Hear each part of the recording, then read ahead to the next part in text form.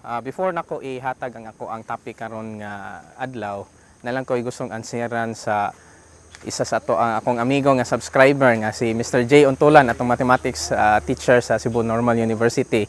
Ang iyang giingon din nga regarding sa katong muhilak ba ang lalaki nga topic nato, ang iyang gipangutanan dito, okay ra bang mosyagit nga muhilak? Ang akong tubag ana is okay ra gyud kay na siya. Okay, okay ra gyud kay na siya bisag unsa nga paagi as long as makahungaw ang imong gibati. Okay, kung mosyagit ka, syagit. Okay? Kay mas may nagay uban gani, nagay uban nga mga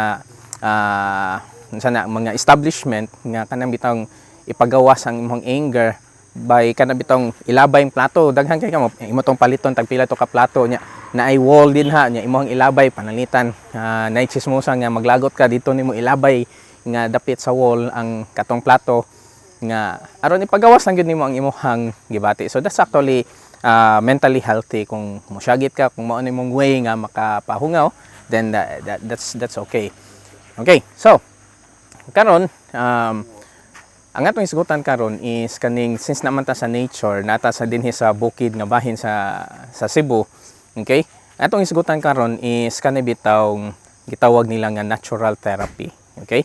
So kung ari ta sa syudad, kasagaran sa ato ang nagtigpaminaw, ako nagdako man gyud ko sa syudad, taas kayong ang kanang gitawag nato nga stress. Okay, taas kay nga stress sa work, kanang sa study, bisag unsa nga mga stress. Okay, so kung ma-stress ka, actually kung may stress is natural lang gyud na siyang stress. Okay, bisan pag unsa imong gibuhat, ma-stress ka, especially kung wala mo kana bitang wala mo haom ang imuhang gusto nga resulta sa imong gibuhat, kung sa kanang imuhang giplano nga original nimo nga giplano.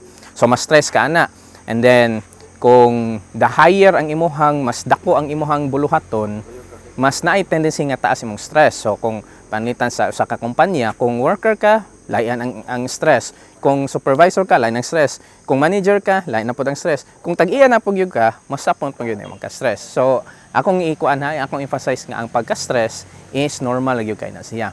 Now, naay mo ingon nga laag ta sa mall. Okay, laag ta sa mall kay para mawala tong stress.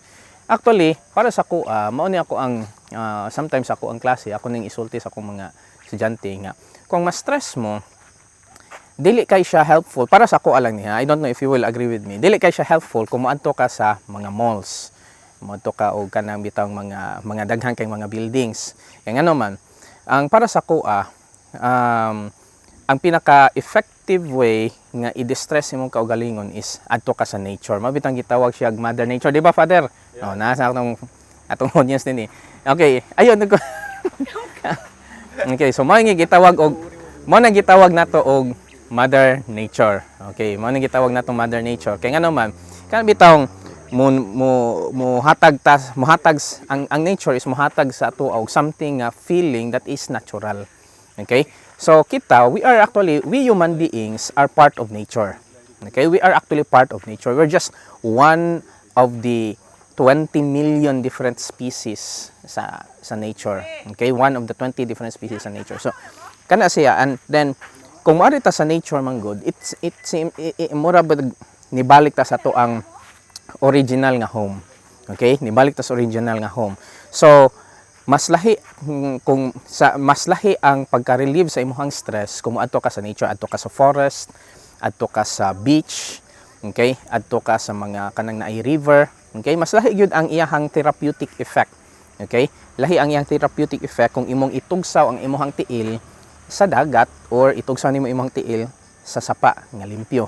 Okay, so adto ka sa forest, mao bitaw na nga it is advisable nga once in a while, okay, at least bisag mga once in every or twice in a month is mo nature walk ka. Okay, mas maay gani na nga kanang at least once a week mag nature walk ka. That is actually connecting yourself, i-connect imong self balik to back to the original home nato, which is actually nature. Okay, where in fact there are already hospitals sa I think it's Europe or America nga ilahang gi-prescribe na nga panalitan mga stress, ilahang gi-prescribe ang kanang gitawag nila nga nature prescription. So ilang gi-prescribe nga katong mga clients nila, ilang mga patients nga stress kaayo, ang ilang gi-prescribe di nila paimnon og tambal, okay? wala gyud tambal nga walay medication nga involved. Ang ilang nga prescribe is ipa-hike sila, ipaadto sila sa nature, because kung ani ka sa nature mas mutin-aw ang imong huna-huna. Okay? Take note ha, mao ni akong emphasize gyud nga nature is always our home. Okay? Nature is always our home, and we have kay naamo gyud uban nga mga tao, uban nga mga tao nga ginadestroy na ang kalibutan, ang ato ang nature, atong environment. So kung i-destroy na to atong environment, it's just like we are destroying our original home. Mao na nga we have to fight. Okay, ato pong i-fight nga atong i-save or i-conserve ang nature. Okay? So kana siya, so daghang kay benefits. Okay, daghang kay benefits ang kaning gitawag natong natural therapy. Para sa ako, I will not call it natural therapy, I will call it Edenic therapy. Okay, so kana bitong back to the Garden of Eden. Okay, kay mao bitaw nang tan-aw nimo ang mga tao nga kana bitaw nagpuyo sila sa mga kabukiran, na sila sa mga probinsya, na sila sa mga near sa coastal areas, mas less ang ilahang pagka-stress compared sa katong mga tao nga nagpuyo sa kanang busy nga mga cities.